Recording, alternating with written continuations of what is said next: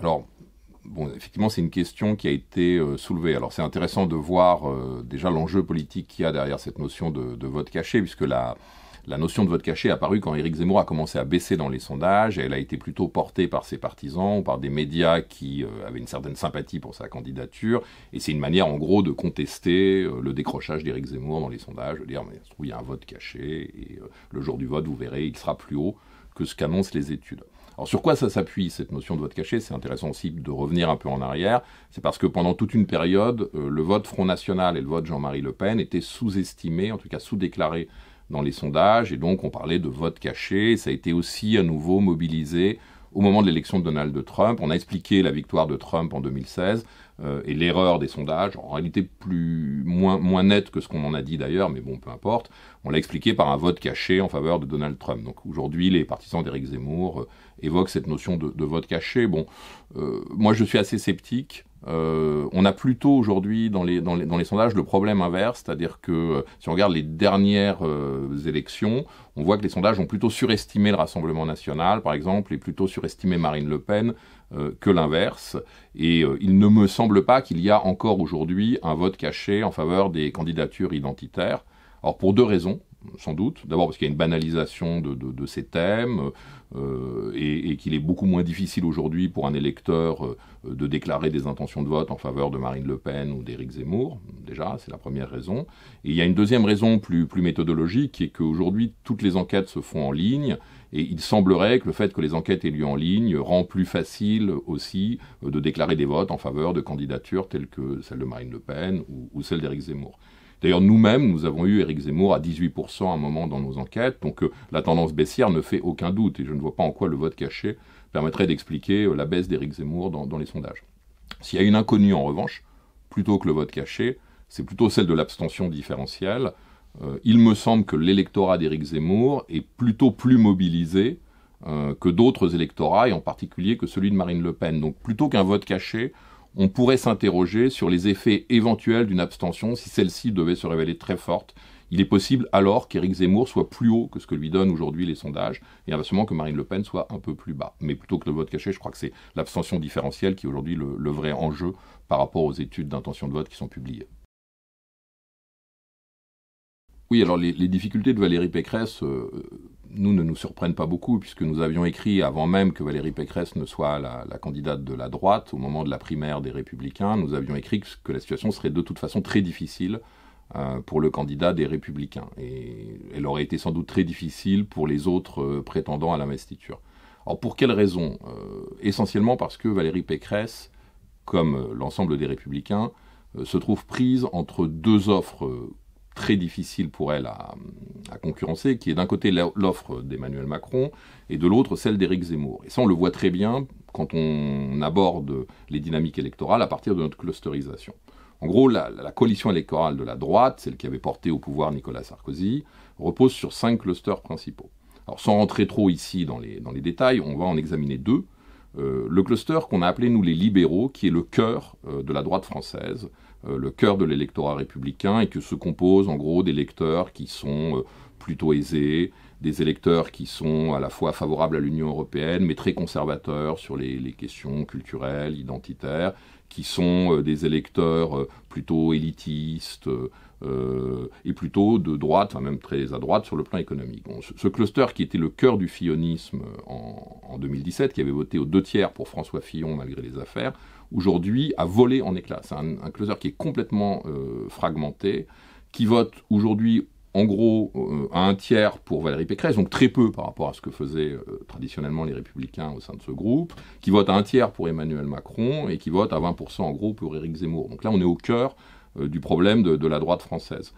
À l'autre pôle de la coalition, on a un groupe qu'on a appelé les identitaires, donc qui, comme leur nom l'indique, est un cluster qui est très radical sur les questions d'identité, un cluster plutôt âgé, qui est aussi très pro-ordre, plutôt de droite économique. Et ce cluster aujourd'hui se tourne massivement pour Éric Zemmour, dans une moindre mesure pour Marine Le Pen. Et François Fillon, qui avait fait 40% quand même au sein de ce groupe en 2017, aujourd'hui, Valérie Pécresse ne fait plus qu'un petit 10%.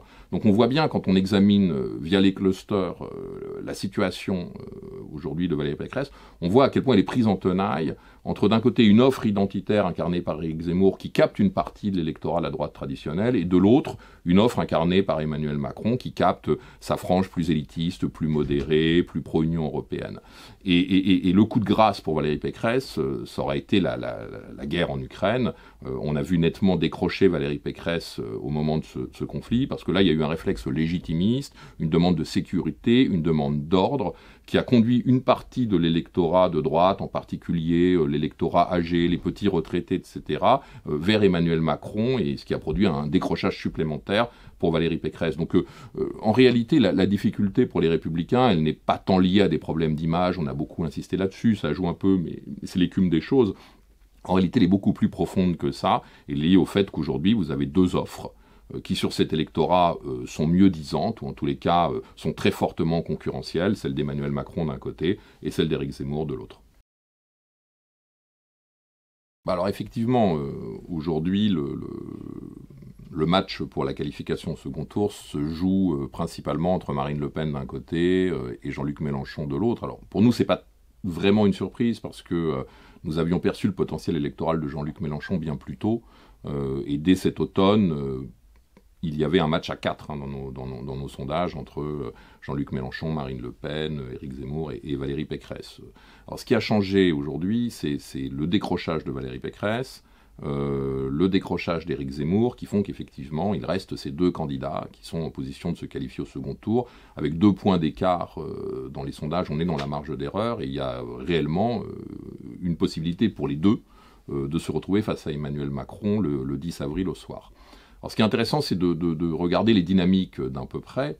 Alors, ce qui s'est passé avec Marine Le Pen, c'est qu'elle a, comme Éric Zemmour, un peu décroché au moment de l'entrée en guerre de la Russie en Ukraine, mais qu'elle a très vite retrouvé une dynamique légèrement haussière et retrouvé un niveau légèrement supérieur même à celui qui était le sien avant le début du conflit, alors que Éric Zemmour, de toute évidence, a fortement pâti du conflit en Ukraine. Je pense qu'il y a aussi des dynamiques qui se sont passées dans les clusters populaires sociaux, demandeurs de politique économique de gauche, en gros, dont on a vu qu'ils s'éloignaient de plus en plus d'Éric Zemmour et se rapprochaient de plus en plus de Marine Le Pen. Donc Marine Le Pen est sur une dynamique légèrement haussière. La dynamique de Jean-Luc Mélenchon est un peu différente. Jean-Luc Mélenchon a beaucoup progressé dans les clusters de la gauche radicale, en particulier parmi ceux que nous appelons les multiculturalistes et les solidaires, où de toute évidence il y a une logique de vote utile qui est en train de jouer à plein pour lui dans ces groupes, dans lesquels il est en train de retrouver le niveau qu'il avait en 2017.